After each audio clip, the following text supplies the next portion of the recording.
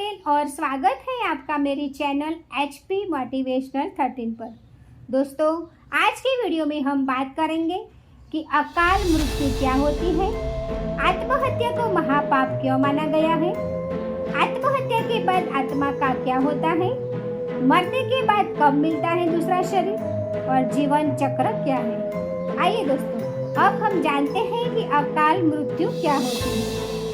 अकाल का अर्थ होता है असमय।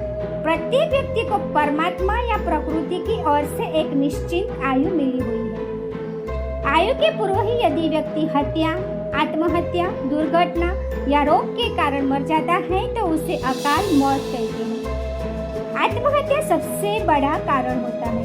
शास्त्रों में आत्महत्या करना अपराध माना गया है। आत्महत्या करना निश्चित ही ईश्वर का अपमान है। जो व्यक्ति आत्महत्या कर लेता है वह मृत्यु के उपरांत तुरंत ही प्रेत बनकर अनिश्चित काल के लिए भटकता रहता है। उसे उस दौरान अनेक कठिनाइयों को सहन करना पड़ता है। पीड़ा और पछतावा ही उसके प्रेत जीवन का प्रसंग बन जाता है। अब जानते हैं कि आत्महत्या को क्यों माना गया है महापाप। मनुष्य को जीवन भगवान ने सत्कर्म करने के लिए दिया है। ऐसे में आत्महत्या करना अर्थात अपने जीवन का नाश करना एक बड़ा पाप है। हिंदू धर्म के अनुसार 84 लाख योनियों में भटकने के बाद मानव शरीर मिलता है। सभी योनियों में से मानव योनि को सर्वश्रेष्ठ माना गया है। एक मानव ही है जिसमें विवेक जैसा दुर्लभ गुण पाया जाता है। ऐसे में आत्महत्या करके अपने शरीर को गंवाना एक पाप होने के साथ साथ उस मनुष्य की मूर्खता भी है। आत्महत्या का अर्थ है स्वयं को मारना। जब व्यक्ति अपने जीवन के दुखों को झेल नहीं पाता तो वो आत्महत्या का सहारा लेता है। व्यक्ति को लगता है कि इस तरीके से वह सभी कष्टों से छुटकारा पा सकता है, लेकिन इससे आत्मा की परेशानियां और बढ़ जाती हैं। दोस्तों, अब हम जानते हैं कि मरने के बाद कब मिलता है दूसरा शरीर। उपनिषद कहते हैं कि अधिकतर मौकों पर तुरंत ही दूसरा शरीर मिल जाता है, फिर वह शरीर मनुष्य का हो या अन्य किसी प्राणी का हो।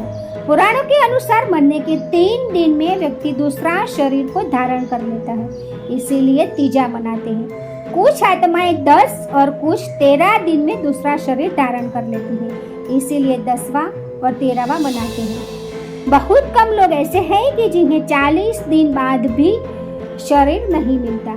उनमें से अधिकतर दुर्घटनाओं में मारे गए या आत्महत्या वाले लोग ही ज्यादा होते हैं। ऐसे लोग यदि प्रेत या पितर योनि में चला गया हो तो यह सोचकर 1 वर्ष बाद उसकी बरसी मनाते हैं। अंत में उसे 3 वर्ष बाद गया में छोड़कर आ जाते हैं। वह इसीलिए कि यदि तू प्रेत या पितर योनि में है तो अब गया में ही रहना, वहीं से तेरी मुक्ति हो जाएगी। दोस्तों, अब जानते हैं कि जीवन चक्र क्या है।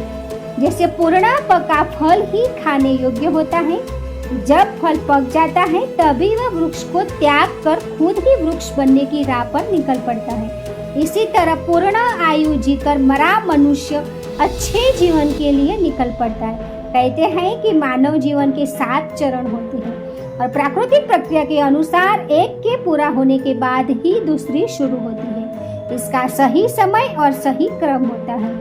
ऐसे में समय से पूर्व ही मृत्यु को हो जाने से क्रम गड़बड़ हो जाता है। जिन व्यक्तियों की मृत्यु प्राकृतिक कारणों से होती है उनकी आत्मा भटकती नहीं और नियमानुसार उनके जीवन के 7 चरण पूरे हो चुके होते हैं। लेकिन जिन लोगों की मृत्यु आत्महत्या करने के कारण होती है वो चक्रों को पूरा न कर पाने के कारण अधर में रह जाते हैं। तो दोस्तों, ये था अकाल मृत्यु क्या होती है, आत्महत्या को महापाप क्यों माना गया है, आत्महत्या के बाद आत्मा का क्या होता है और मरने के बाद कब मिलता है दूसरा शरीर और जीवन चक्र क्या है।